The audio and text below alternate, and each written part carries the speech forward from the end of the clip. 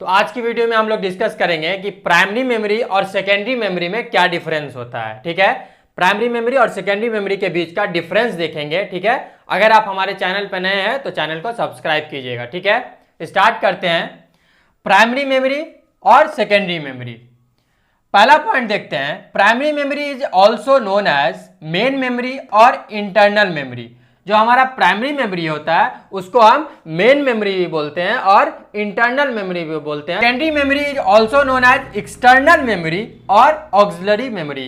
जो हमारा external memories होता है जैसे पेन ड्राइव हो गया, हार्ड डिस्क हो गया, डीवीडी वगैरह हो गया, ये सब जो मेमोरी होता है उसको हम क्या बोलते हैं, सेकेंडरी मेमोरी भी बोलते हैं या फिर एक्सटर्नल मेमोरी बोलते हैं। ठीक है, प्राइमरी मेमोरी डेटा को टेम्पोररी स्टोर करता है। जो प्राइमरी मेमोरी में डेटा होता है वो हमारा टेम्पोररी स्टोरेज होता है। ठीक है, वो डेटा को टेम्पोररी स्टोर करता है, लेकिन हमारा जो सेकेंडरी मेमोरी होता है वो हमारा डेटा को परमानेंटली स्टोर करता है। ठीक है, तीसरा पॉइंट देखते हैं, एक्सेस टाइम इज फास्ट। जो प्राइमरी मेमोरी होता है उसका एक्सेस टाइम जो होता है, वो डेटा को जो एक्सेस करने का टाइम होता है वो बहुत फास्ट होता है, लेकिन सेकेंडरी मेमोरी की बात करें तो उसके डेटा को एक्सेस करने का टाइम क्या होता है, बहुत स्लो होता है प्राइमरी मेमोरी के कंपैरिजन में। ठीक है, प्राइमरी मेमोरी का साइज हमारा स्मॉल होता है, साइज छोटा होता है, जबकि सेकेंडरी मेमोरी का साइज हमारा क्या होता है, बड़ा होता है। जैसे हम यहाँ पे रैम लेते हैं तो रैम का size 2GB, 4GB, 8GB, 16GB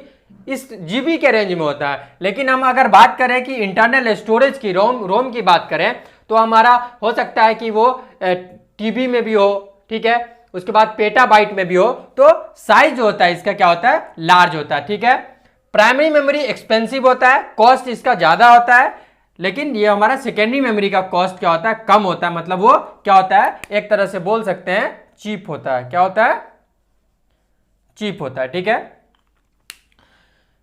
primary memory में क्या होता है, data can be directly accessed by the CPU.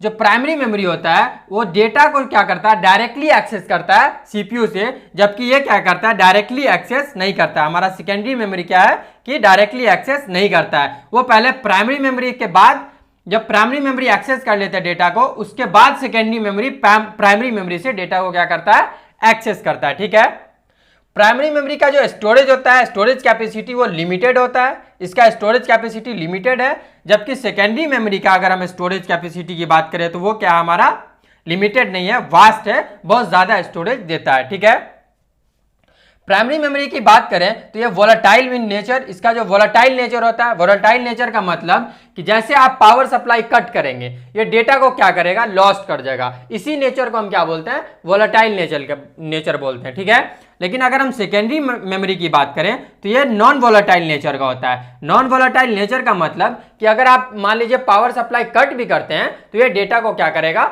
Loss नहीं करेगा, इसीलिए इसको हम क्या बोलते हैं, परमानेंट स्टोरेज बोलते हैं, और इसीलिए इसको क्या बोलते हैं, टेम्पोररी स्टोरेज बोलते हैं। ठीक है, तो ये हमारा डिफरेंस था प्राइमरी मेमोरी और सेकेंडरी मेमोरी के बीच में। आप इसका स्क्रीनशॉट ले सकते हैं।